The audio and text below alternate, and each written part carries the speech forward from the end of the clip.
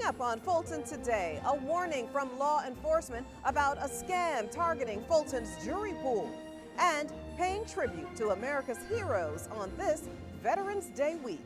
Fulton Today is next. From the Government Center in downtown Atlanta, you're watching Fulton Today with Shania Chavis.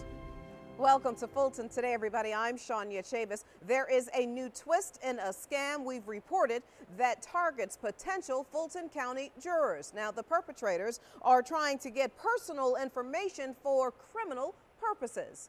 Here now to tell us the details of the scam and what you should do if you are a victim is Lieutenant Colonel Peter Andreessen with the Sheriff's Office. Sir, welcome to Fulton Today.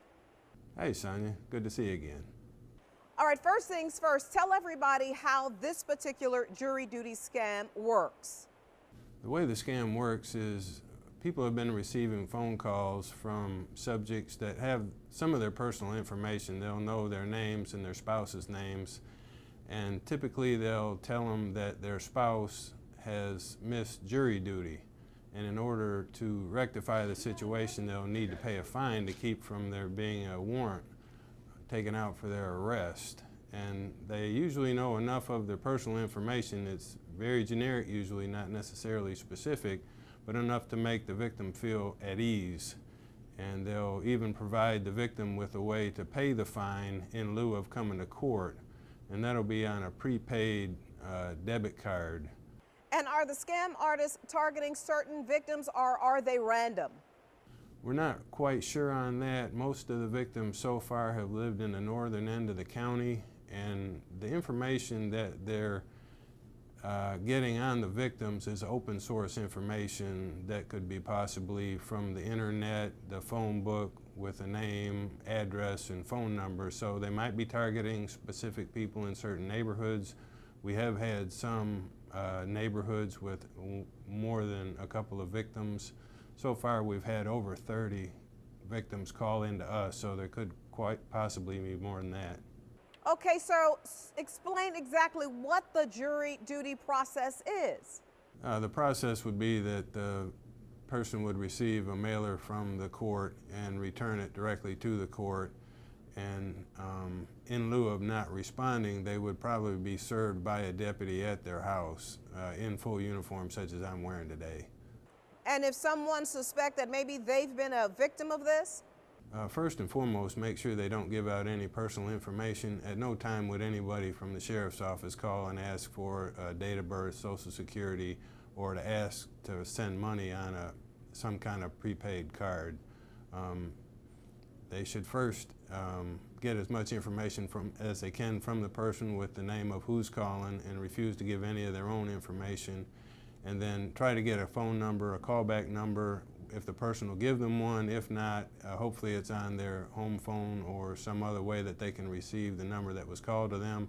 And then we would like them to call the agency, call 911 to the agency in their area, or call the Fulton County Sheriff's Office, and we'll be glad to investigate the crime and work with the agency that they live in. And sir, anything else you'd like to add? Any questions about any of this process, if they could call me at the Sheriff's Office, we'd be glad to discuss with them. If they feel uncomfortable talking to somebody that calls them on the phone, their instinct is probably correct. Lieutenant Colonel Peter Andreessen, always great information, sir. Thank you so much for your time.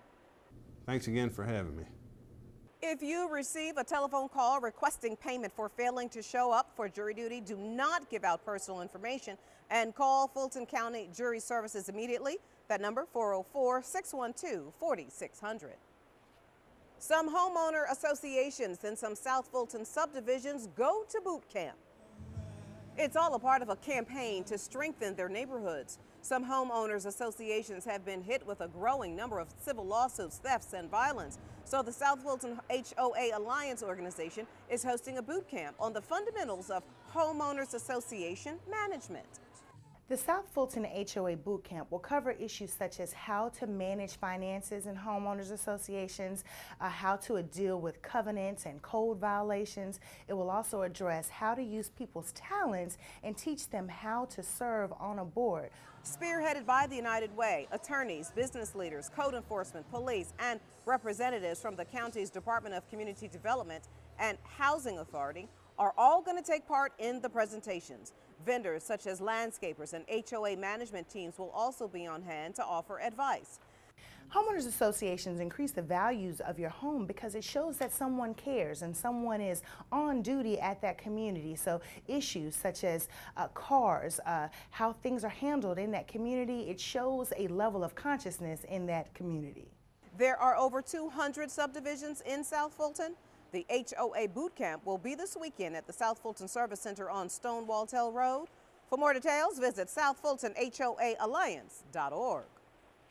Fulton's Board of Registration and Elections officially certified the vote from last week's election.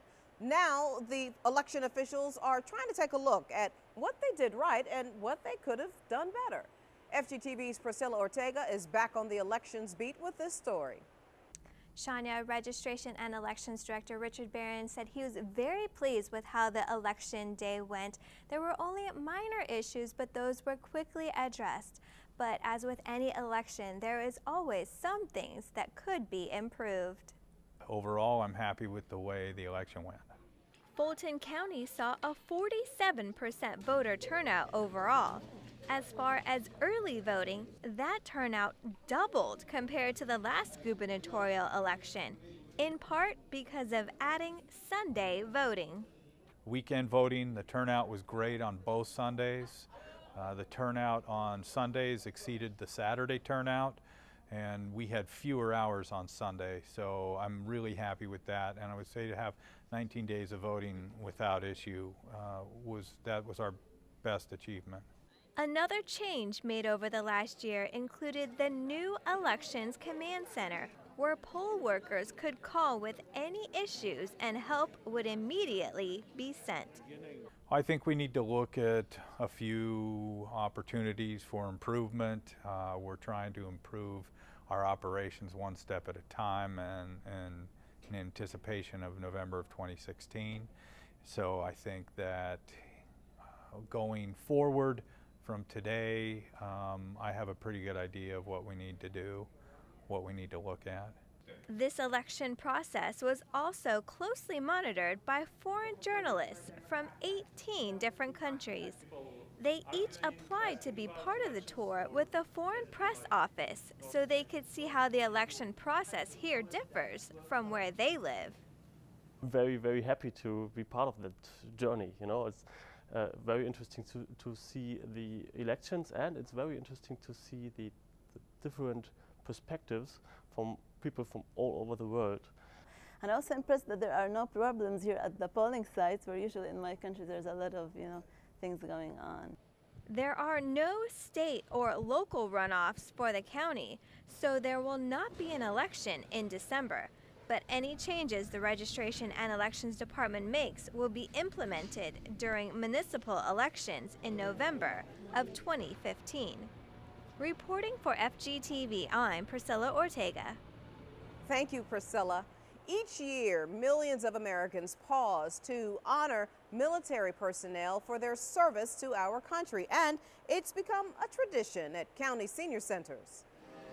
Here at the Dorothy Benson facility, men and women from all branches of the military are treated to a complimentary Veterans Day breakfast. Well, actually, we've been having this tribute here at the Benson Complex for approximately 14 years, since our very first day we opened the doors. We have a large veteran population here, community, and so we like to celebrate them and their accomplishments. Many clothed in their uniforms recount their experiences. Well, I was a second lieutenant in airborne infantry in the Korean War, and by the time I got to Korea they'd stopped shooting, so they transferred us all to Japan, lived there for 2 or 3 years. General MacArthur was the commander over there. Veterans Day is observed each year on the 11th day of the 11th month.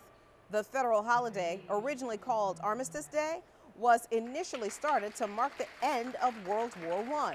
It was changed by Congress in 1954 to honor the men and women who serve in all conflicts. The largest county in the state takes time to applaud its workforce. It was all a part of Employee Appreciation Week. The interim county manager, Patrick O'Connor, kicked off the festivities to show his appreciation for their hard work and customer service. I'm honored to welcome you to such a well-deserved event where we honor and show appreciation for the employees here at Fulton County. So often we get caught up in the day-to-day routine of our work that we seldom pause to show appreciation to the people who serve as the engine to keep the work flowing. Activities included a luncheon for retiring employees and events promoting health services. The week wrapped up with performances by the Tri-Cities school students, the Bowden Senior Center Dance Ensemble, and the Darnell Senior Center Dancing Divas. Appreciation Week is paid for with funds from the county's vending machines used mostly by Fulton employees. Seniors celebrate an important anniversary in North Fulton. It's a part of our district by district coverage next.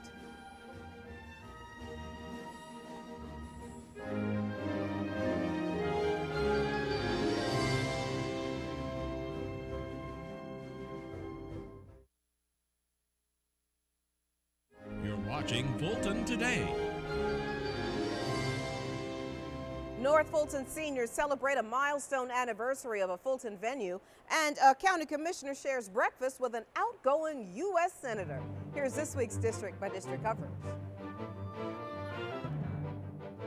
In District 3, a U.S. senator is thanked for his service to the state of Georgia.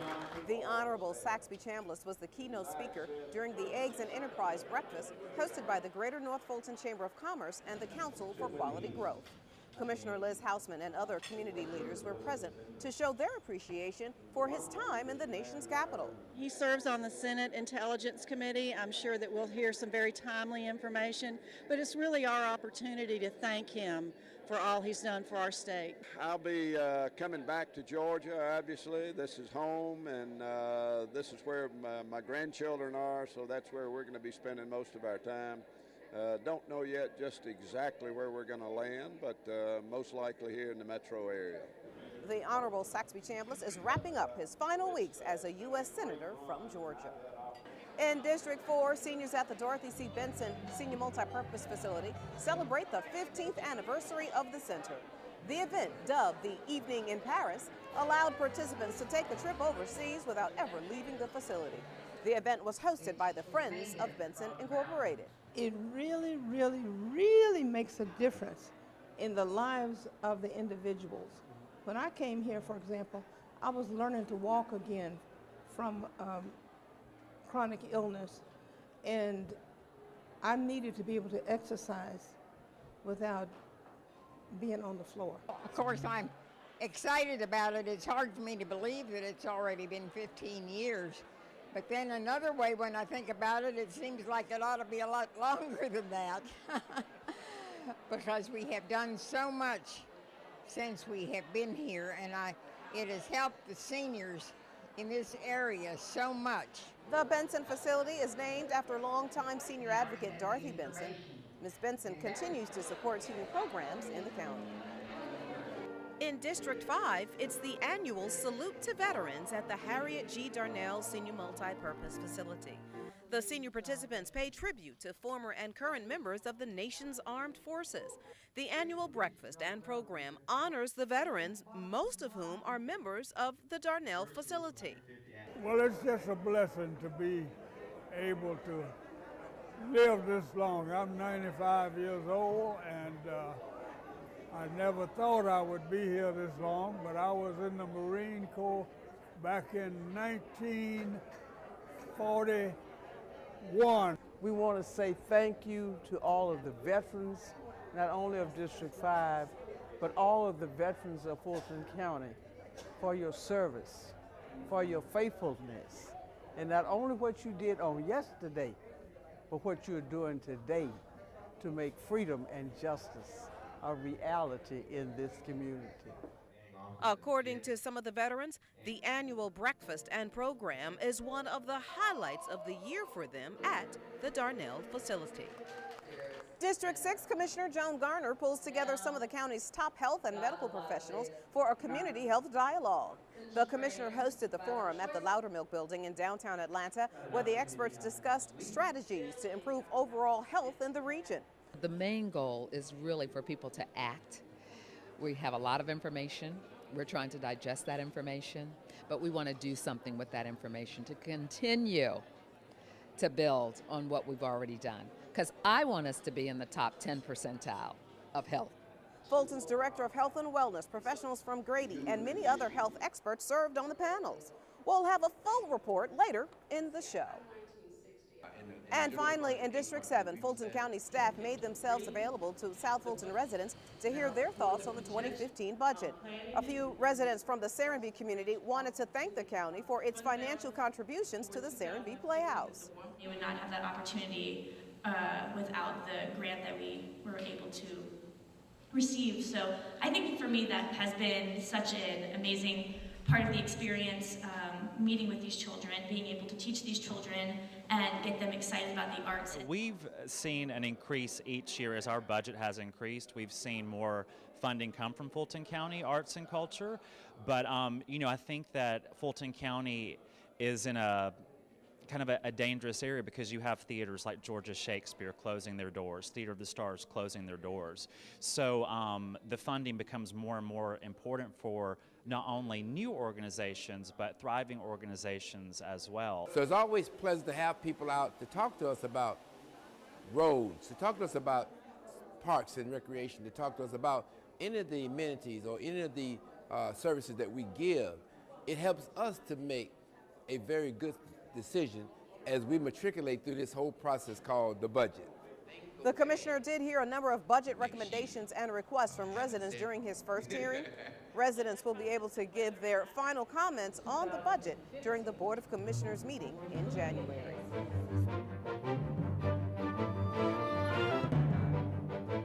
Now you can catch more of your commissioners at work all this week with the rebroadcast of the Board of Commissioners meeting right here on FGTV. And when we come back, information to help you kick an unhealthy habit. Stay with us.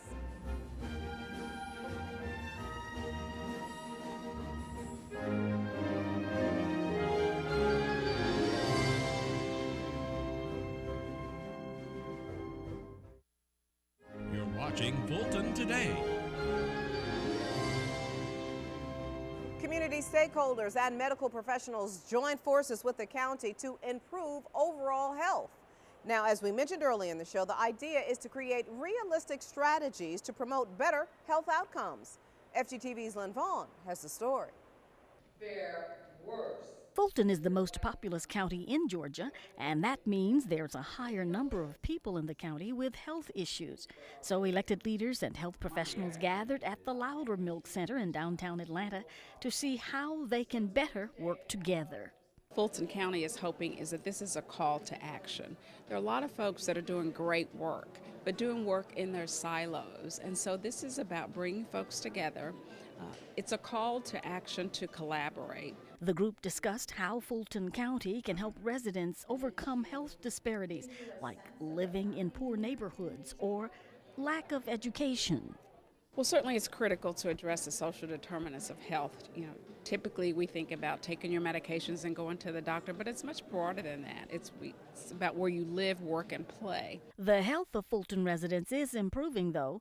Of 159 counties in Georgia, we rank 29th for health outcomes. When it comes to factors that contribute to poor health, like diet, tobacco use, and mental health issues, Fulton ranks 21st. Mental health is such a large part of wellness, and in fact there's as many as 70,000 individuals, which represents 6 to 7% of the Fulton County population, that experience severe and persistent mental illness. During the event, an artist captured all of the ideas, issues, and topics discussed to create illustrations. I am a big proponent that art and culture is vital to our health. And so I want to make sure that we capture not just the data, but that we can also express what we do through art and culture. The illustrations will then be printed and distributed to those in attendance in order to keep the dialogue on good health in Fulton County going. Reporting for FGTV, I'm Lynn Vaughn. Thank you very much, Lynn. Well, it is that time of year again to get a flu shot. Seniors in North Fulton had easy access to the vaccine. Pharmacists administered flu shots at the Benson facility and talked to seniors about how they can protect themselves from the virus this year. I appreciate the convenience of getting it here at the Fulton County facility, and it just really makes it an easy thing to do. You don't want to wait till someone around you gets sick or until you get sick. That's about 2 weeks of you being at home and being unproductive versus just getting a flu shot. And a lot of insurance is covered right now. According to the Centers for Disease Control and Prevention, the flu is very unpredictable and can vary from season to season. But flu activity most commonly peaks around December to February. This year's Great American Smokeout is an opportunity for many to kick an unhealthy habit. The event takes place on November 20th this year, and it's a day that encourages smokers to quit or make a plan to quit. Medical Director Dr. Matthew McKenna says quitting smoking can make a huge immediate impact on your health. Even in the first 24 hours of quitting smoking, your blood becomes less sticky, carbon monoxide levels that are high in your blood come back to normal, and there's initial very quick health benefits. And it's been well shown that if a person stops smoking after their age 30, around age 30 or before, they actually have about the same life expectancy as someone who never smoked before. Dr. McKenna says even once a week, smokers are at a greater risk of having heart attack and other issues. According to the American Cancer Society, tobacco use is the largest preventable cause of disease and premature death in the U.S. If you or somebody you know needs help quitting smoking, go to smokefreecoalition.net. And when we come back, a look at the new exhibit featuring art and aviation. Stay with us.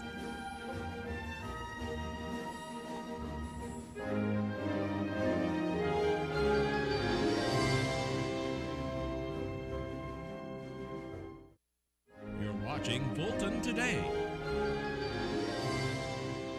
A new exhibit at the Aviation Community Cultural Center showcases just how airplanes impact people. The exhibit is called Transcend. The artist behind the work lived in Brazil before she flew to the U.S. with her mother when she was just a child. She says her whole life would have been different had she not taken that one flight. I wouldn't have met my husband if it weren't for the airplane. So my family, my daughters, it's all because this plane brought us all together. The photographs were taken with a long exposure time, which allowed the artist to manipulate the colors and light to create one-of-a-kind pieces. The exhibit runs until February at the Aviation Community Cultural Center. And finally, it's the Great Pumpkin Challenge. Seniors at the Darnell Senior Multipurpose Facility compete in the annual pumpkin painting contest. The artists use various colors and types of paints and accessories to create their masterpieces. The pumpkins were then judged on artistic creativity.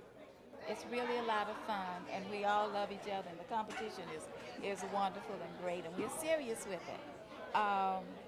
And it brings out a lot of creativity. Health clinicians recommend seniors stay active by exercising their brain and staying socially active. To get a look at all of the senior services, just visit the Starline. And before we go, our reminder that we'd like to hear from you about the stories and programs right here on FGTV. Email us at fgtv.feedback@fultoncountyga.gov. You can also follow us on twitter.com/FGTV, find us on Facebook, and watch us on YouTube. Well, that does it for this edition of Fulton Today. I'm Shania Chavis. Thank you for joining us. Join us each week for news around and about Fulton County.